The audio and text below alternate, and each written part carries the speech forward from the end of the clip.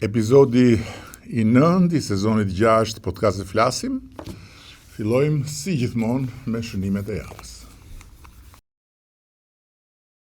Nuk mund t'i nisja asesi këto shënime pa një urim paraprakisht për një ditë shumë të veçantë, 8 marsin, ditën ndërkombëtare të gruas dhe ditën e shënuar të nënave, motrave, vajzave tona. Është gjithmonë një ditë e rëndësishme edhe për të shprehur mirënjohjen dhe respektin me të gjithë dashurinë e merituar për gratë dhe vajzat që kemi rreth nesh, por edhe për rolin e jashtëzakonshëm dhe të pazëvendësueshëm të tyre, jo vetëm në familje, po në shoqëri dhe në jetën e vendit. Përfshirë edhe jetën politike dhe vendimarrjen. Dhe jam shumë krenar të them se sot kemi gjithnjë më shumë gra që udhëheqin, që drejtojnë, ndërtojnë, krijojnë dhe kontribuojnë drejt për drejt në zhvillimin e vendit tonë. Ato janë në parlament, ato janë në qeveri, ato janë në të gjithë zinxhirin e institucioneve, ato janë në sipërmarrje, ato janë në shkolla, në universitete, ato janë në teatro, në hapësirat e jetës artistike, ato janë në sport, ato janë kudo. Kudo një vlerë e shtuar, kudo një forcë e pazëvendësueshme. Dhe nuk mjafton të shohësh realitetin sot në vendit për kuptuar se energjia dhe roli i grave në jetën publike dhe shoqërore që ka qenë një rol i adresuar, i mbështetur, i promovuar në mënyrë të posaçme në këtë dekadë të qeverisjes sonë, ka pasur një impakt të jashtëzakonshëm. Ndaj nuk më mbetet veç se të uroj nga zemra, jo vetëm gëzuar 8 marsin, për të gjitha gratë, për të gjitha nënat, motrat, gjyshet, vajzat shqiptare, jo vetëm t'i falenderoj për gjithçka bëjnë, por edhe të uroj me gjithë zemër që pjesëmarrja e tyre të rritet, angazhimi i tyre të rritet dhe çfarë ato i sjellin Shqipërisë të jetë edhe më shumë fal rritjes së pjesëmarrjes dhe të angazhimit të tyre. Një moment i rëndësishëm i kësaj jave ishte edhe pjesëmarrja e Shqipërisë në panairin më të madh ndërkombëtar të turizmit në botë, ai i Berlinit, i cili këtë vit shënoi edhe 60 vjetorin e tij. Nëse ju kujtohet, vjet Shqipëria u ftua në Berlin si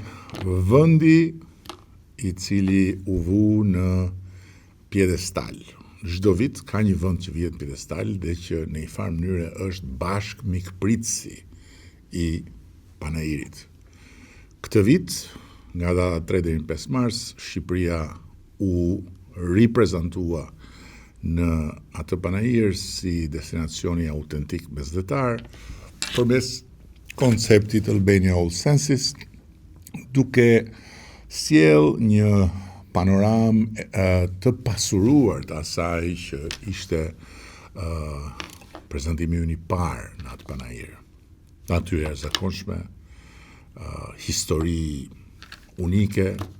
përvoja autentike, trashëgimi kulturore, në një vend që po rritet si aktor në industrinë e turizmit me ritme të shpejta. Me mbi 100.000 pjesëmarrës nga rreth 190 vendet botës, panairi i Berlinit mbetet një nga skenat më të rëndësishme globale të turizmit dhe fakti që Shqipëria jo vetëm hyri në atë panajër, por edhe vazhdoi të tërheq këtë vit shumë interesim, është një mesazh i qartë se sezoni që po vjen do të jetë një sezon ende më i suksesshëm. Dhe pavarësisht të gjitha përpjekjeve të një tufe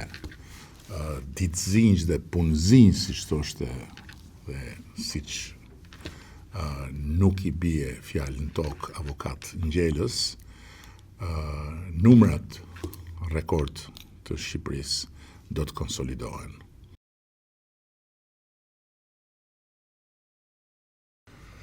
Sigurisht që si të gjithë edhe ne jemi të prekur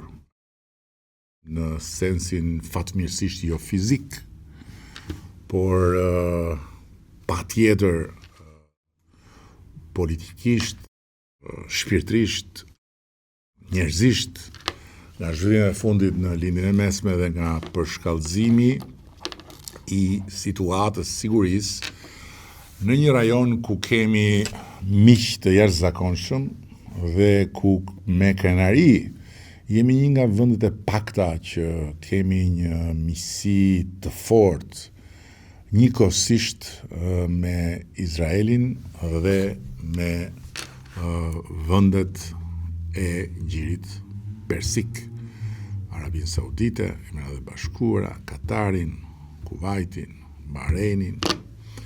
të cilat kanë qenë në rrezen e agresionit të killrave të Teheranit. Situata mbetet e ndërlikuar, vështirë të parashihet fundi i një ofensive të nisur me plot të drejtë nga Shtetet e Bashkuara të Amerikës në aleancë të ngushtë me Izraelin për të ndaluar një herë mirë mundësinë që regjimi obskurantist i Republikës Komeniste të Iranit të prodhoj bombën atomike. Në këtë moment, sigurisht edhe për ne, si për shumë vende të tjera, prioritet kryesor është siguria e qytetarëve shqiptar që ndodhen në ato vende, përfaqësitë tona diplomatike dhe konsullare në rajon janë në kontakt të vazhdueshëm qoftë me ne, qoftë me autoritetet vendase, po bëjnë gjithçka për ta monitoruar situatën, për të informuar dhe për të asistuar, ndërkohë që çështja kyç e fluturimeve mbetet një sfidë për të gjithë. Kjo është një situatë që kërkon qetësi, kujdes, informim vazhdueshëm nga burimet zyrtare, ndërkohë që ne jemi solidar me të gjitha vendet e prekura, përfshi pa diskutim edhe Qipron, një vend mik, i cili po ashtu u godit, edhe Greqin në shenjë të fortë solidariteti për çka ndodh në Qipro, po njëkohësisht edhe Turqin në të njëjtën kohë, që po ashtu u tentua të goditej nga një raket e neutralizuar menjëherë nga forcat e NATO-s. Për sa i takon Shqipërisë, ka pasur lloj-lloj thashëthemesh dhe spekulimesh dhe interesante është që ndryshe nga vendet e tjera në Shqipëri të keqen më të madhe ne kemi brenda dhe burimin më të madh të dezinformimit, të gënjeshtrave, të deformimit të informacionit, ne ndryshe nga tjerët nuk kemi pse e kërkojmë gjetk, sepse e kemi këtu. Dhe nga këtu është prodhuar në mënyrën më kriminale dhe të papërgjeshme edhe një seri lajmesh për gjoja mundësinë e sulmit mbi Shqipërinë, por ju kujtoj të gjithëve që Shqipëria është antare e NATO-s dhe si kundër NATO e demonstroi qartësisht në Turqi ku goditi menjëherë një raket të ardhur nga Irani, gjë të cilën pastaj e nënvizoi bukur mirë edhe generali amerikan i komandës së NATO-s, qartësisht kjo shpejtësi reagimi dhe ky kapacitet reagimi vlen për të gjitha vendet anëtare të NATO-s, me gjithë keqardhjen për të keqen që me siguri nuk e ka pak problem nëse do t'jepi mundësia ta provonte edhe ndonjë sulm mbi Shqipërinë, vetëm e vetëm për të ushqyer shpresën e kocë, siç thonë tironësit, ondrën në beze, se do të përmbyset i ashtu quajturi regjimi i Edi Ramës.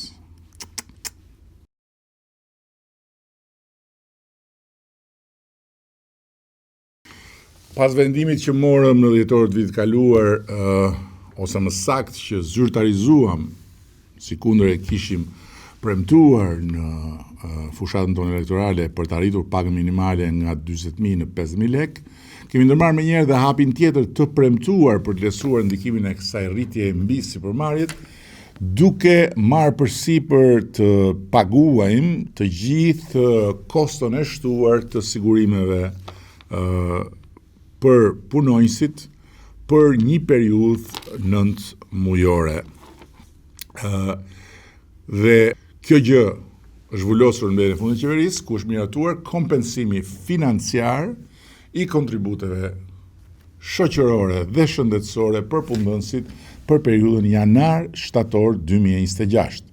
Pra, shteti do të mbulojë 16.7% të kontributeve mbi diferencën e pagës për çdo punonjës që më parë paguhej në fashën 40.000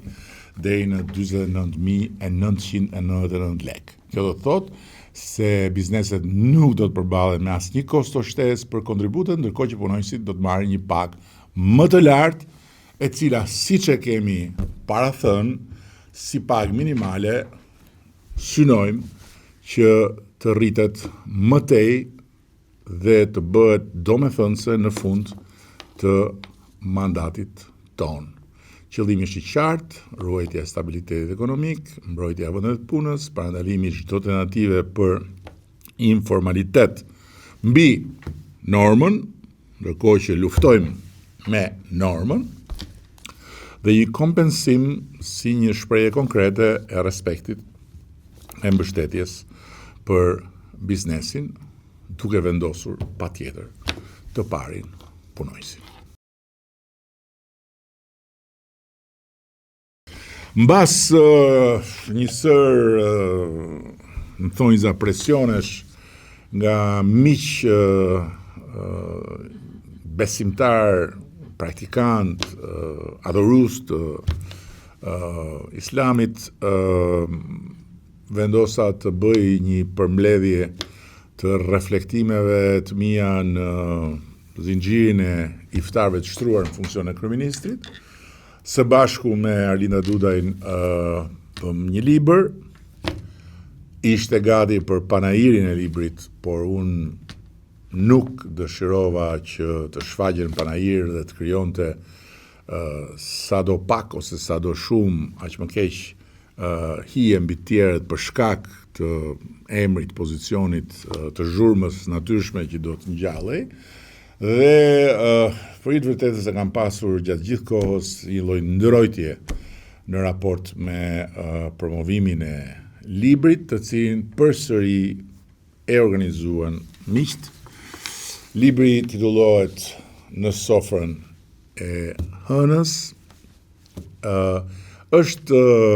si thuash, përmbledhja e një përvoje që unë kam pasur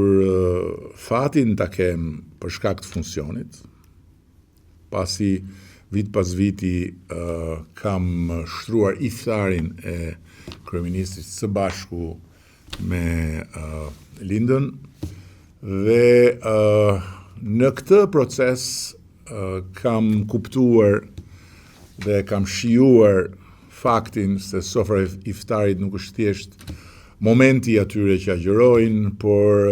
është një moment i bukur takimi rreth tryezës, i njerëzve që mund vinë nga rrugë dhe botkuptimet ndryshme, dhe pikërisht në atë pikë takim që nuk i ngjan as fare tryezave ku shqiptarët mblidhen rregullisht si konsumator të paepur në restorante, sidomos në fundjava,